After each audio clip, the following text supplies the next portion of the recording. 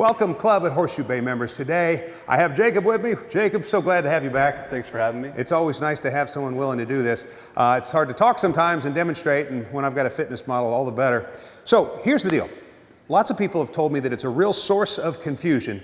When they go to the gym, they know they'd like to develop their chest or their shoulders or their back or their arms, but really don't have an idea other than sort of examining what's posted on the side of the machines that detail what this machine is for, how to focus on those areas. And I want to make it super clear for you so that you can go in and you're looking around a gym and you can see the equipment and realize I've got stuff I can do my arms with, I can do my shoulders, I can do my chest, my back. Now, obviously, you know when you're working your legs, so we're going to leave those out of the equation today because you know when you're working your quadriceps or your hamstrings. But in terms of the upper body, sometimes we don't know. It all has to do with the elbows. If you'll focus on the elbows, then you'll be able to know for sure what kind of exercise it is. Let's start with the arms. Now, when you're talking about the arms, you're usually just talking about the biceps and triceps. An arm exercise, focusing on the elbows always start and stay in the same position. All he's doing is opening and closing the gap between the upper and lower arm. This would be a bicep curl. His elbows start and stay in the exact same position. That's how you know it's an arm exercise. He's isolated. He could do the same thing with his triceps. Let's put those over the head.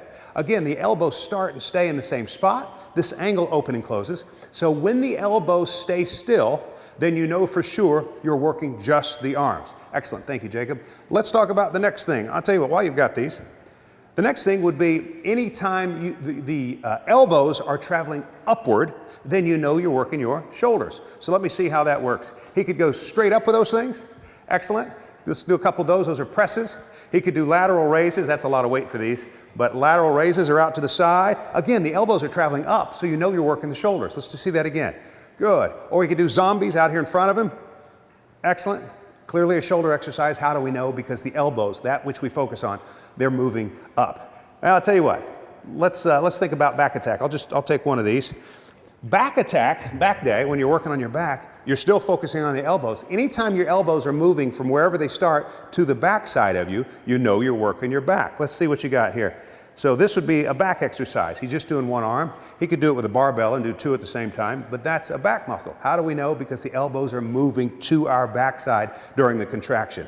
All right, and then finally, I won't make you do this out in front, finally, the chest. And I'm gonna have you go down into a push-up position. And if we focus on the elbows, then we can see that these elbows go all the way down and then back up. The elbows are going in front of him. Good, again. So that's a chest exercise. If the elbows end up in front of the chest, then we know we're working. Now that can come in the way of a bench press or flies or anywhere. Anytime the elbows, wherever they start, if they end up in front of you, you worked the chest. So let me say it again. When the elbows stay still, that means you're working just your arms. If they start and remain in the same spot. If they are moving up, you know you're working your shoulders. If your elbows are moving to your backside, you know you're working your back. And if your elbows move to your front side, you're working your chest. I hope that will help you.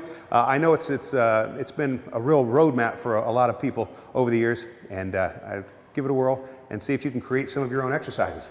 Jacob, thank you for showing up and doing this with me today. And we'll look forward to seeing you next week.